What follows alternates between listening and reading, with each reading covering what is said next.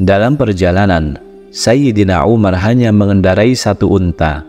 Sayyidina Umar dan asistennya bergantian naik di atas unta tersebut.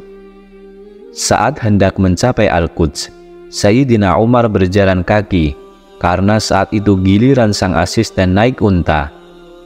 Lantaran tidak enak hati, sang asisten memaksa Sayyidina Umar saja yang naik unta tersebut. Namun Sayyidina Umar menolak. Saat itu, seluruh penduduk Al-Quds melihat Sayyidina Khalifah Umar datang dengan unta yang ditunggangi pelayannya.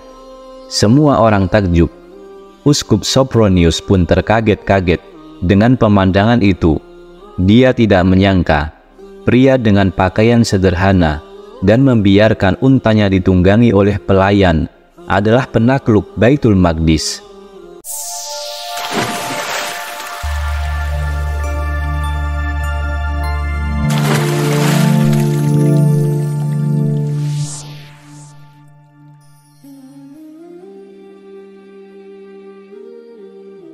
Assalamualaikum warahmatullahi wabarakatuh. Alhamdulillah, wassalatu wassalamu ala rasulillah. Sahabat Kalam Turas, ikhwani fillah yang dirahmati Allah, pada kesempatan kali ini kita akan membahas pemimpin kedua pembebasan Baitul Maqdis, yaitu di masa Umar bin Khattab. Yang sebelumnya telah kita bahas pemimpin pertama pembebasan Palestina oleh Yusha' bin Nun alaihissalam. Untuk videonya bisa tonton melalui link di atas ini. Al-Quds atau Yerusalem memiliki latar belakang sejarah yang panjang. Ratusan atau mungkin ribuan tahun, kota ini memiliki beberapa nama seperti Yerusalem, Al-Quds, Yerusalem, Ailiyah. Dan Sayyidina Umar bin Khattab menyebut dengan nama ini dalam surat perjanjiannya. Semua nama tersebut mencirikan karakter dan warisan yang beragam. Kota ini juga merupakan tempat tinggal beberapa nabi, seperti Nabi Sulaiman, Nabi Daud, hingga Nabi Isa alaihimussalam. Teman-teman yang dirahmati Allah, di masa Nabi Muhammad SAW, beliau pun pernah menginjakan kaki di tanah para nabi ini. Dalam suatu perjalanan dari Makkah menuju Baitul Maqdis, kemudian dari Baitul Maqdis menuju Sidratul Muntaha. Perjalanan ini kita kenal dengan peristiwa Isra dan Mi'raj. Baitul Maqdis tidak pernah menjadi bagian dari negeri Islam di masa hidup Nabi Muhammad SAW. Negeri penuh berkah tersebut baru masuk menjadi wilayah Islam pada masa Khalifah Umar bin Khattab. Kekaisaran Bizantium membuat sebuah relasi yang jelas dengan umat Islam di masa Nabi Muhammad SAW. Mereka tidak menginginkan agama yang baru saja berkembang di selatan. Kekaisaran mereka ini masuk dan berkembang di teritorial Bizantium. Ketegangan dimulai pada Oktober 630 Masehi ketika Nabi Muhammad SAW memimpin 30.000 pasukannya menuju Tabuk, daerah perbatasan Kekaisaran Bizantium. Walaupun kontak fisik gagal terjadi, namun ekspedisi Rasulullah Muhammad SAW untuk menyambut serangan Bizantium di Tabuk menunjukkan era baru hubungan Madinah dan Bizantium.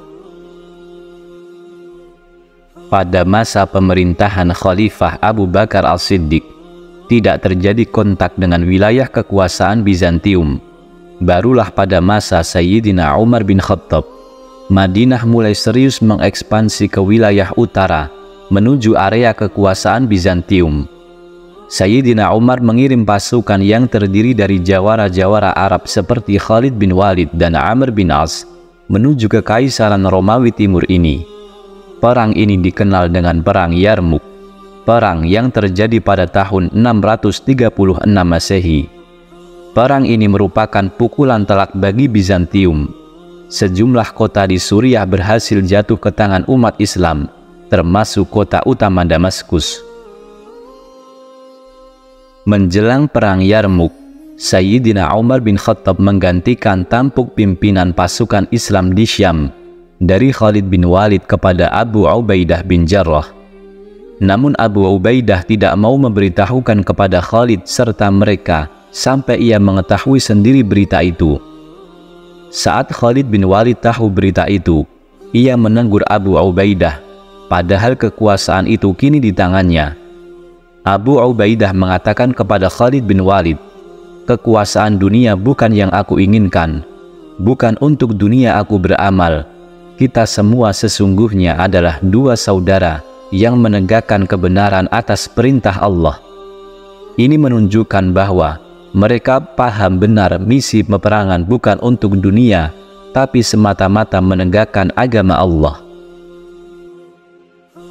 Beberapa kekalahan Romawi di perang pemanasan itu, Raja Romawi yang masih tinggal di Antakia menghimpun seluruh kekuatannya untuk berperang menghadapi umat Islam. Pasukan Romawi dalam perang Yarmuk saat itu berjumlah antara 200.000 lebih pasukan. Mendengar jumlah pasukan Romawi yang begitu besar, Abu Ubaidah bin Jarrah memberikan wejangan agar banyak bersabar. Ia mengirim surat kepada Sayyidina Umar meminta bala bantuan. Namun sang khalifah hanya bisa memberikan dukungan moral dan semangat karena pasukan Romawi sudah dekat. Jangan melemahkanmu jumlah mereka, karena Allah berlepas dari mereka. Teman-teman yang dirahmati Allah, ada peristiwa menarik menjelang perang Yarmuk. Komandan sayap kiri pasukan Romawi, yaitu Darnajar, mengirim mata-mata ke barisan umat Islam. Setelah tinggal selama 1 malam, mata-mata itu melaporkan kepada komandannya, "Saya menemukan kaum yang bangun malam untuk sholat semuanya. Siang hari mereka berpuasa, memerintahkan kepada kebaikan dan melarang kemungkaran. Seperti rahib di malam hari dan singa di siang hari. Tak ada yang mencuri di antara mereka, kecuali tangannya dipotong. Jika ada yang berzina, mereka merajamnya karena lebih mementingkan kebenaran." Maka Darnajar mengatakan, "Jika benar yang kamu katakan, perut bumi lebih baik bagi orang yang memerangi mereka dibanding permukaannya." Perang Yarmuk pun meletus pada hari Senin, 5 Rajab 15 Hijriah, atau pada bulan Agustus 636 Masehi. 120.000 pasukan artileri ditambah 80.000 pasukan berkuda Romawi bertemu dengan 36.000 pasukan Islam. Abu Ubaidah berkeliling di tengah-tengah pasukan Islam berpesan, "Tolonglah Allah. Allah akan menolong kalian dan mengokohkan kaki-kaki kalian. Janji Allah pasti benar. Umat Islam sabarlah, karena kesabaran itu menyelamatkan." Orasi juga disampaikan oleh Mu'adz bin Jabal, Amr bin As. Perang berkecamuk dan umat Islam bertahan di tengah gempuran pasukan Romawi. Ratusan ribu pasukan Romawi tewas dan sisanya melarikan diri, sementara sekitar 3.000 pasukan Islam gugur syahid dalam perang menentukan ini. Setelah umat Islam memperoleh kemenangan di perang Yarmuk, Abu Ubaidah bin Jarrah memerintahkan Khalid bin Walid untuk keluar menuju Homs. Sedang Abu Ubaidah menggerakkan pasukan mujahidin ke Damaskus. Abu Ubaidah membagi Syam menjadi beberapa wilayah. Damaskus dan sekitarnya dengan komandan Yazid bin Abu Sufyan. Yordania dan sekitarnya di bawah komando Surahbil bin Hasnah. Sedangkan Abu Ubaidah berada di Homs dan sekitarnya. Dengan izin Allah, seluruh komandan berhasil membersihkan daerah dari tentara Romawi dan pengikut mereka. Maka tidak tersisa di depannya selain pembebasan Al-Quds. Sayyidina Abu Ubaidah al-Jarrah mengepung Baitul Maqdis selama 6 bulan. Perjuangan mereka tidak sia-sia.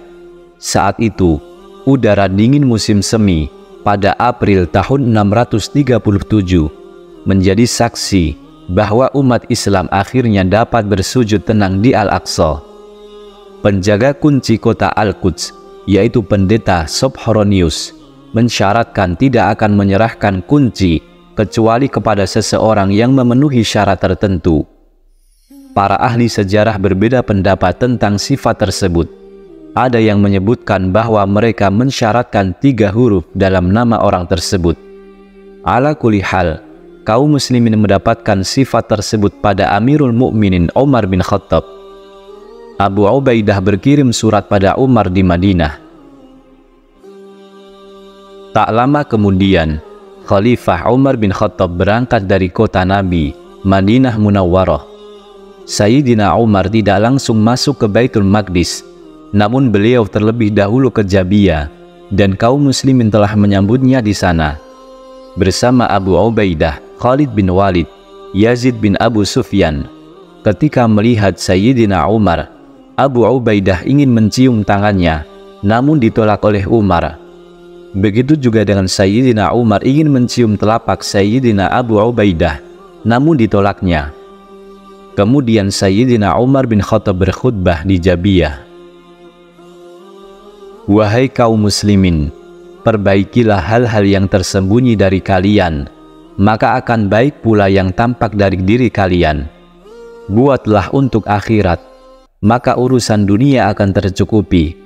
Ketahuilah bahwa seseorang itu tidak ada di antaranya dengan Adam seorang bapak yang hidup pasti bernasab pada kematian. Siapa yang ingin mendapat jalan ke surga, hendaklah senantiasa bersama jamaah kaum muslimin. Sesungguhnya setan bersama orang yang sendiri, dan dia lebih menjauh dari orang yang berdua. Tapi jangan sekali-kali berduaan dengan perempuan, karena setan menjadi yang ketiga. Siapa yang senang dengan kebaikannya dan sedih atas keburukannya, menandakan bahwa dia adalah seorang mukmin.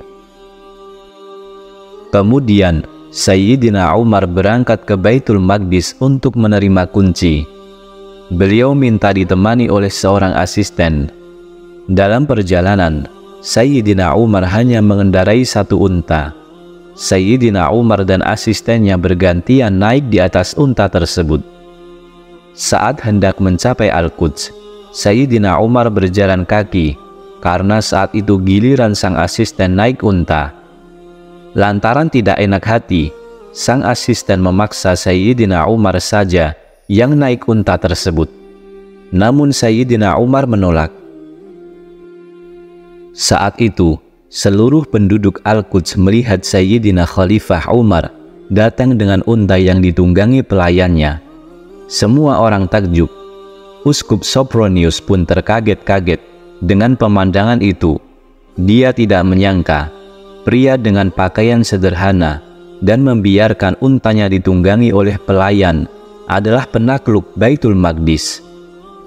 Sayyidina Umar dan uskup itu pun bernegosiasi. Hasil negosiasi itu terkenal dengan Al-Uhdah Al-Umariyah. Sebagaimana kebiasaan umat Islam ketika menaklukkan suatu daerah, mereka membuat perjanjian tertulis dengan penduduk setempat yang mengatur hak dan kewajiban antara umat Islam Yerusalem dan penduduk non-Islam. Perjanjian ini ditandatangani oleh Sayyidina Umar bin Khattab dan Uskup Sophronius dan beberapa panglima perang Islam. Teks perjanjian tersebut adalah sebagai berikut. Bismillahirrahmanirrahim. Ini adalah jaminan keamanan dari hamba Allah, Umar, Amirul Mukminin, kepada penduduk Yerusalem. Umar memberikan jaminan terhadap jiwa mereka, harta, gereja-gereja, salib-salib, orang-orang yang lemah, dan mereka tidak dipaksa meninggalkan agama mereka. Tidak ada seorang pun di antara mereka yang merasa terancam dan diusir dari Yerusalem. Dan orang-orang Yahudi tidak akan tinggal bersama mereka di Yerusalem. Ini adalah permintaan penduduk Yerusalem, karena penduduk Yerusalem sangat membenci orang-orang Yahudi. Orang-orang Yahudi membunuhi tawanan Nasrani di wilayah Persia, sampai ada riwayat yang menyebutkan Sayyidina Umar menjamin tidak ada Yahudi yang lewat dan bermalam di Yerusalem. Penduduk Yerusalem diwajibkan membayar pajak sebagaimana penduduk kota-kota lainnya. Mereka juga harus mengeluarkan orang-orang Bizantium dan para perampok. Orang-orang Yerusalem yang tetap ingin tinggal di wilayah Bizantium, mereka boleh membawa barang-barang dan salib-salib mereka. Mereka dijamin aman sampai mereka tiba di wilayah Bizantium. Setelah itu, mereka pun masih diperbolehkan kembali lagi ke Yerusalem jika ingin berkumpul dengan keluarga mereka. Namun mereka wajib membayar pajak sebagaimana penduduk lainnya. Apabila mereka membayar pajak sesuai dengan kewajiban, maka persyaratan yang tercantum dalam surat ini adalah di bawah perjanjian Allah, Rasul-Nya, Khalifah, dan umat Islam. Perjanjian ini sebagaimana yang tercantum dalam Tarikh At-Tabari. Pada waktu itu, apa yang dilakukan oleh Khalifah Umar bin Khattab adalah langkah yang benar-benar maju dalam masalah fakta atau perjanjian.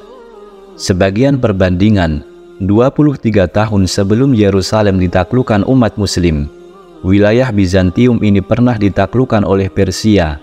Saat itu Persia memerintahkan melakukan pembantaian terhadap masyarakat sipil Yerusalem. Kejadian serupa terjadi ketika Yerusalem yang dikuasai umat Islam ditaklukkan pasukan salib pada tahun 1099 Masehi.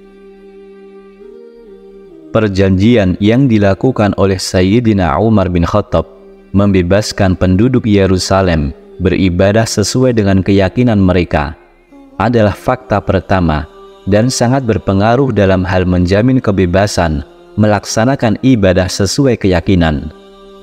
Meskipun ada klausul dalam perjanjian yang mengusir Yahudi dari Yerusalem, klausul ini masih diperdebatkan kesahihannya karena salah seorang pemandu Sayyidina Umar di Yerusalem adalah seorang Yahudi yang bernama Ka'ab al-Ahbar.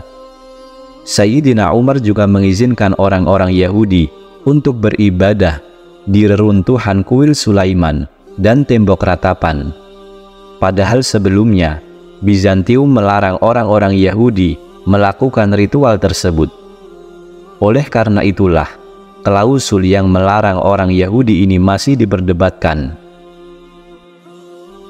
Perjanjian tersebut menjadi acuan dalam hubungan umat Islam dan Kristen di seluruh bekas wilayah Bizantium. Orang-orang Kristen di wilayah Bizantium akan dilindungi hak-hak mereka dalam segala kondisi, dan orang-orang yang memaksa mereka untuk mengubah keyakinan menjadi Islam atau selainnya akan dikenakan sanksi.